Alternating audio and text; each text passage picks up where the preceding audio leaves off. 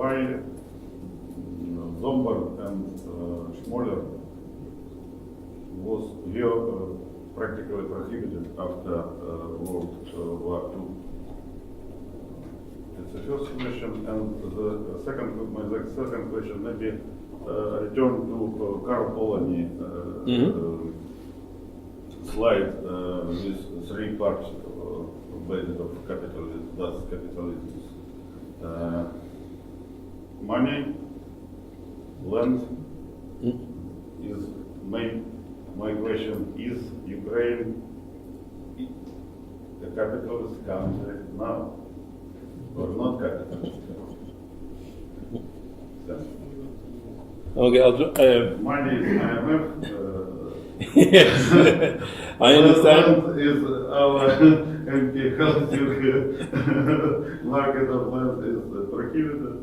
Yeah. You got no base of capitalism. I think you are, in a sense, in a colonial situation.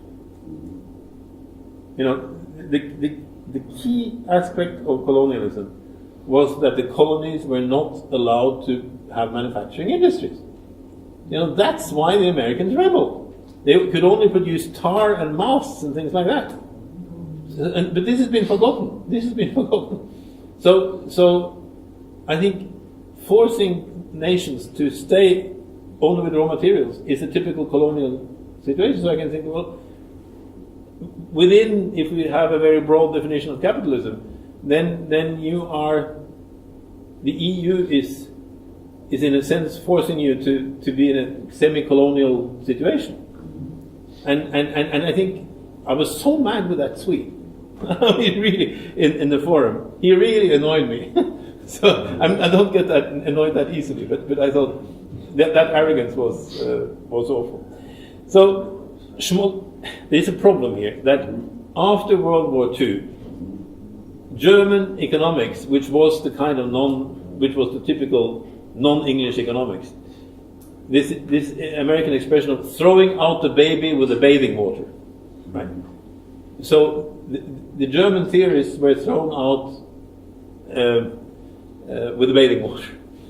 And when the German translation of my book, I made a list of 32 German economists that Germans should read again. Right? So these are the guys you Germans have forgotten. Go back to them. And Schmoller is a brilliant economist. Schmoller was the guy who, when he became the rector of the University of Berlin, he talked about the irrational twins. And the irrational twins were Manchester liberalism and communism. The people with these extremely simplistic solutions. And Sombart is more complicated. Sombart wrote a book around 1907, The Jews and Capitalism. And he was so pro-Jewish. He said that the Jews, the Jewish people had invented everything, and they explored, they found the Americas, and he went over the top. So but he was also very much a subject to fashion. So when the fascists came into fashion, he liked part of what they were saying as well. But they hated him because he was so positive to the Jews. So it's very, very complicated. But we're publishing his work now in 4 thick volumes, 800,000 words. Sombart's Modern Capitalism, for the first time in English. So I had to study this guy. And I found that modern Jewish scholars say that the Zionists loved him, loved Sombart, because he said he said that the Jewish people were superior to all other people. And the Jews who wanted to be integrated, they disliked him, right? Which is kind of logical. But what he said, of course, in light of what happened in the 1930s and 40s, it comes in a very, very different light. So Sombart is problematic, but how people now think he was anti-Semitic. But who was The man who translated Sombat into Hebrew was David Ben-Gurion, the first, the first president of Israel. Yeah. You know, how anti-Jewish can he have been if Ben-Gurion translated it? So this is a very messy story. But I think what's coming out of it now is that he was so pro-Jewish that he kind of backfired. So he's problematic to get back. And I spoke to the editor of the Zeit about something completely different. You know, the big German journal, the Zeit. And I'm saying, you know, we're republishing Sombat, and it's problematic for these reasons. and this gentleman, Mr. Joffe, said, I would be pleased to write the foreword. I'm a Jew. So some people understand it, right? So we have to get a Jew to write the foreword in order not to be attacked. And my son says, you know, don't publish these things, you only get into trouble. But I think his understanding of capitalism, he's the one who says Venice was the birth of everything. Venetian bookkeeping, Venetian banking, you know, or Genovese banking, you know. He's very important for us to understand capitalism. That's why my son said, well, you should only publish that when you're very old then. But because it's kind of risky. But we should take the debate, because once you get into it, I think it makes sense. I think the Ben-Gurion argument is, you know, you cannot have been, and we have statements from his Jewish students. And a Peruvian economist who's a friend of mine, his father studied with Sombat in Germany, and Sombat had said to his Jewish students, I think you should leave the country in 1930, you know. But the thing is here, we haven't cleaned up that mess of the 1930s. We really haven't, and we get to that tomorrow when we talk about finance. That the leftovers from the 30s, which still bother us. There was a question there in the back. Thank you. You're welcome. So, yeah. I have a question. What challenge and perils do you see to the state that is going on the way of the institution? For example, what perils and challenges do people face? Well, I think what I'm trying to say, I don't care really if the important thing is that you industrialize. What percentage of that industry should be owned by the state? I don't know. It's a matter of taste. The important thing is that you have an industry. What we have seen in Norway was that Norway was a country with few capitalists. So when it came to industrialization, when there was no capital, the state was the entrepreneur of last resort. So people say, we would really like the private to do this, but there isn't enough private capital, so the government have to do it. And you know, they grudgingly had the government do it because they knew they had to do it. Right? So I think this is the ideological thing, and what has been successful, I think, in a country like Norway is that the state has moved in, and then when the things start rolling, you privatize. Right? So in 1947, the Scandinavian governments got together and said, you know, we need an airline. You know, the air transportation is the future. So the three governments got together and started an airline.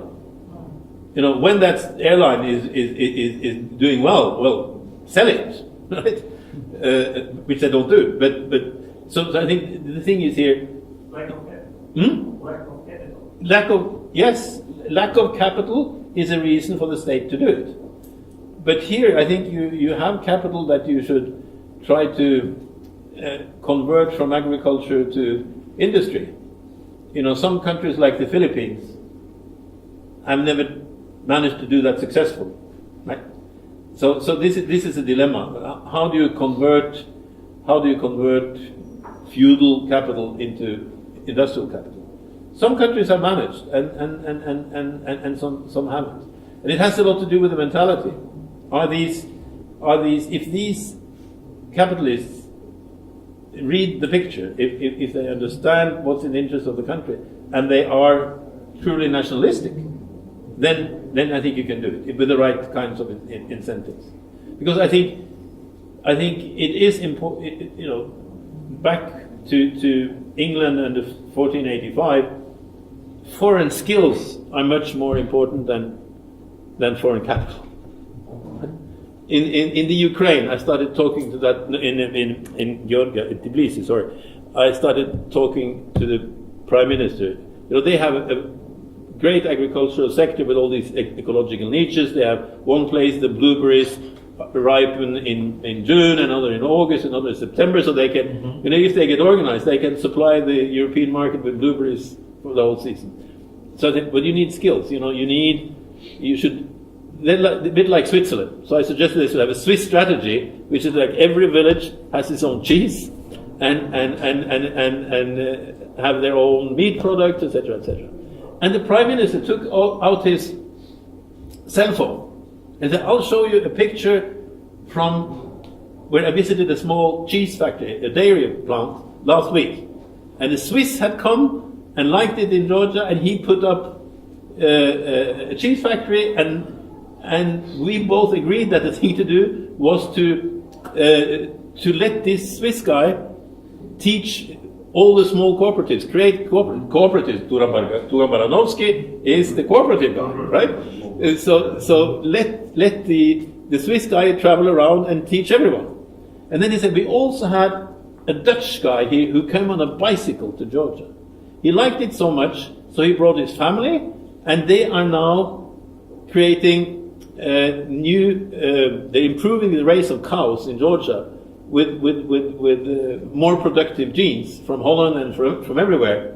And this is exactly what you want to do, right? And Georgia produces walnuts. If they manage to organize the small producers of walnut in a cooperative and finance a walnut oil factory, you know, you increase the productivity, the export value of those things by 4 times. This is Pinochet's trick with wine. You know, prohibit the export of wine in bulk and force them to export it in bottles. This is, and there's similar tricks with wheat. You know, the different kinds of wheat. So this is the value added, and this is, you know, when my first job for UNCTAD and for the Swiss Foreign Service, Swiss Development Agency, I was 23 years old, and I was sent to Latin America, and this was the message. I was traveling around in Latin America in 1972 with this message, right? And I was an expert. 23 yeyears old, I was an expert, so I've never trusted experts after that, right? And an expert is somebody who's far away from home. You know, but this is an ideology, a way of thinking that has gone out of fashion. But if you look at these countries with a huge deficit, on a huge trade deficit, you know, who in the long run cannot pay for their imports, well, these are the tricks. And they're really old tricks that worked in Latin America. But then they went out of fashion. This is a cyclical thing again. In Latin America, real wages in Latin America from 1950 to 1975, you know, rose enormously.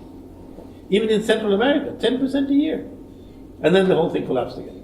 So that's why history is important. History doesn't repeat itself, but it rhymes. So, well, there are risks, but I think if you should err on the side of perhaps doing a little too much, and make sure that there is competition. I think this is important. This is what went wrong with African industrialization. We need to produce bicycles. Well, you get a monopoly for producing bicycles in Uganda. Well, if you do that, he imports all the pieces and he puts it together, and it's shoddy quality, and it costs 3 times as importing a bike from somewhere else. Right? These are the traps. Yeah. So this is the While industrialization. yeah. So this is the difference between industrialization with Oskar Lange and the planned economy on one side, and List on the other, who insisted on competition. So. Thank Yeah. Question about IMF and Washington institutions' role you mentioned. On the one hand, you outlined the inefficient advices they gave during past time. On the other hand, lowest interest rate, positive sign for private investors, pressure on corrupted elites and government. So, what is the IMF and World Bank role is? Is it really vicious tool for rich world for keeping developing world in miserable condition and dependency, or recipient countries just cannot make use of it properly? And so what should Ukraine do in relationship with IMF? Well, there's certainly both. They are, I mean, since the 1990s, the World Bank, the world would have been a better place without the World Bank, I have no doubt. But things are changing, and I think the Ukraine should, intellectuals should rise and protest where they're wrong. But the World Bank got a new chief economist this summer, Paul Romer. And Paul Romer is reinventing Botero and Serra. Paul Romer is talking about the role of cities. Right? So he's been an outsider for a long time. I met him the first time in 1991 in a conference in Maastricht. And he's always been a loner. He comes from a social class where he doesn't have to bother. His father was the governor of the state of Indiana, I think. Right? So here's a guy who doesn't have any complexes. He has no inferiority complex. So he dares to think independently, which is good. And so I think he doesn't quote Serra or anything like that. But there are economists, an American woman, Jane Jacobs, who's talking about she's the one with the example that in a city, the butcher watches the baby in the carriage while the mother goes up to the third floor to give an old lady soup, right? This is Jane Jacobs, and this is the kind of cities she wants. So, I think he's good news. Because he's thinking differently. And IMF also this summer admitted that they made a big mistake in Greece. And I think what you should try to say is, try to reconstruct that argument and say to the IMF, well, are you sure you're not making the same mistake in Georgia, in Ukraine that you did in Greece? I think they are making the same mistake here. So the good thing is that this whole thing, this whole house of cards is kind of collapsing. But one of the very bad things about Latin American countries, you see that for a long time, the only thing they're focused about is how much money can we get from abroad. That's not the important thing. The important thing is producing something, right?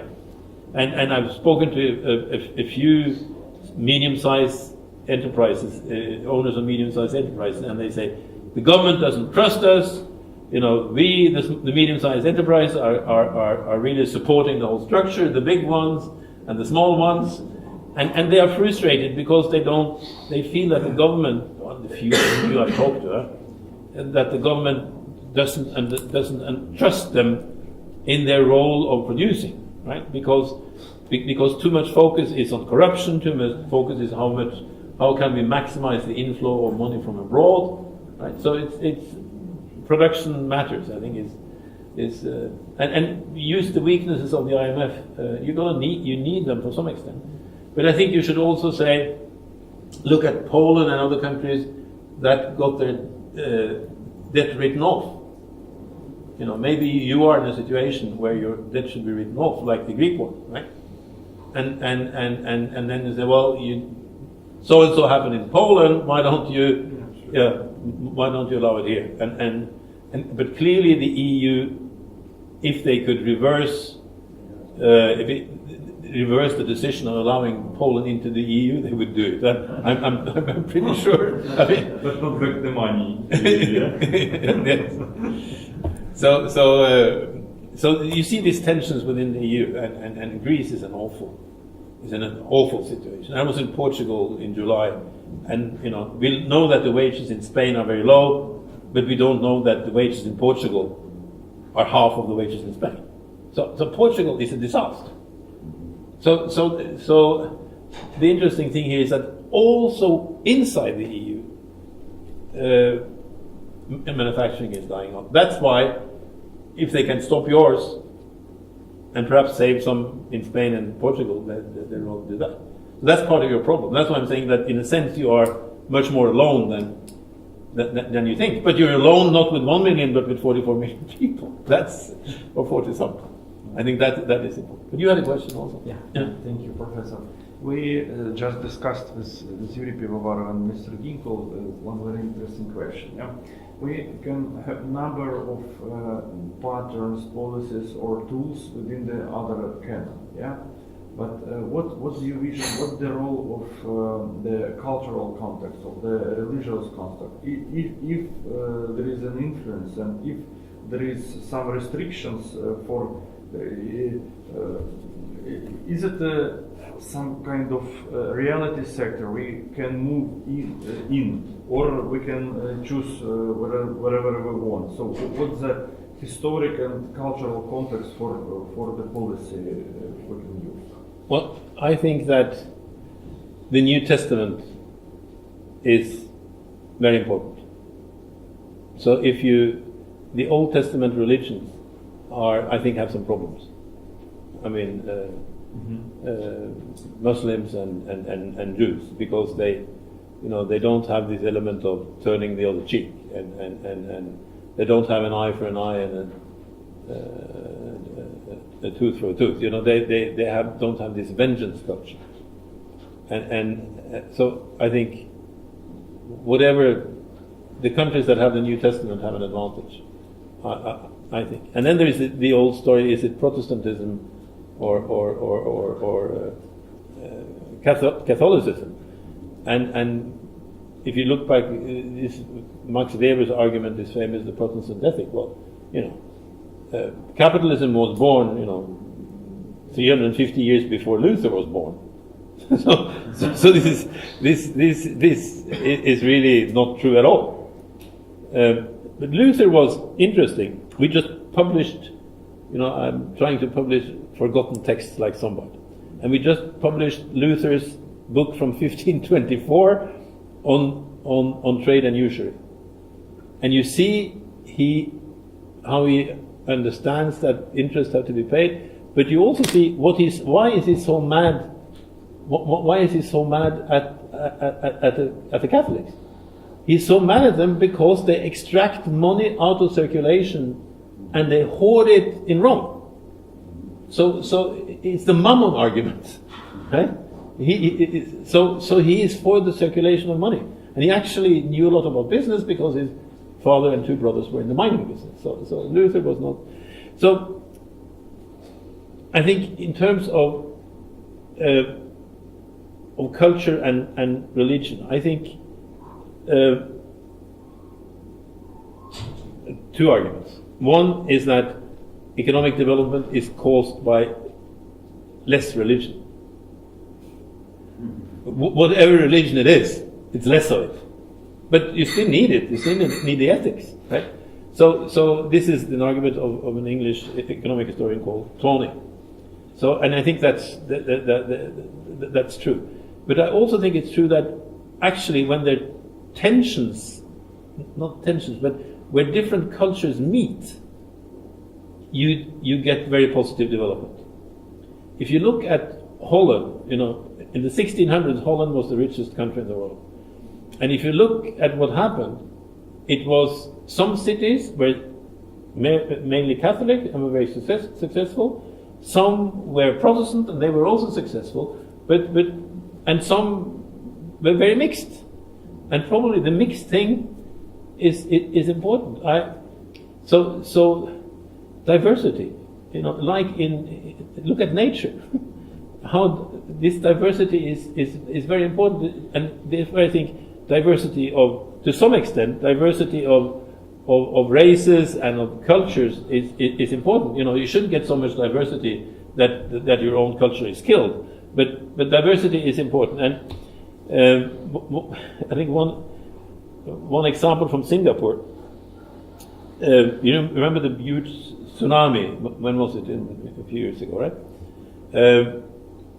It was around Christmas time, and one of the early days of January, a week or 10 days afterwards, my wife and I were coming from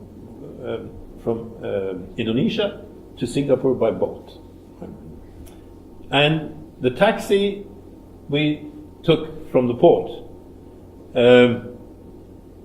The taxi driver asked us, well, why do you think that the tsunami didn't hit Singapore? And I said, well, the island of Java was in between. No, that wasn't the correct answer. The correct answer was that in Singapore we have 6 religions, so you have all praying to the same God. And because 6 different religions are praying to the same God, he has to listen to us. I think that's a wonderful argument. and it proves the diversity thing again. Just a remark about religion. Zomber discussed with Weber, and yes. He wrote that Weber's thesis about Benjamin Franklin's principles, Protestant principles, were in the book of Alberti. Yes. Italian economist in Florence. In Florence, yes. So De la Familia, yeah. Catholic principles of Christian, and Zomber wrote that the first rational organization of business or economy was in monastery.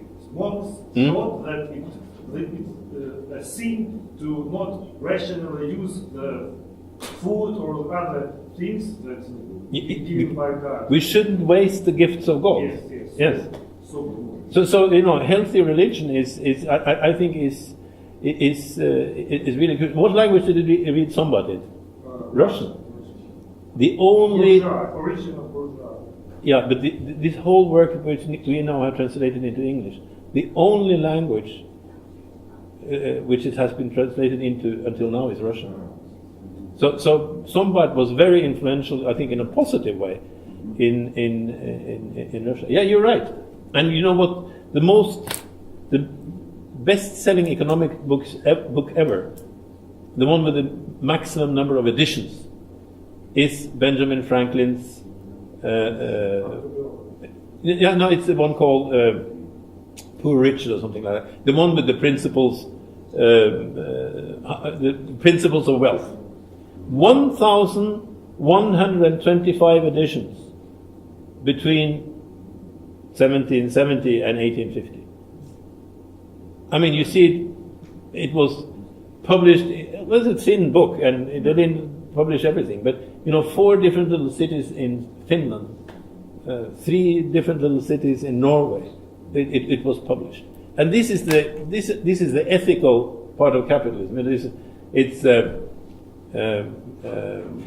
early to bed and early to rise makes a man wealthy and wise, or something like that. You have these maxims which are in a sense religious, and you're absolutely right. Alberti invented them, and this was a big fight between Sombat and Weber. And the problem is that everybody except Weber have disappeared from that debate. So we're only left with Weber, and we don't have the guys who correctly disagree with him. And this is what we're publishing a book now, more than 800 pages, which we should launch here in Kiev, I think, also, called Elgar Handbook to Alternative Development Economics.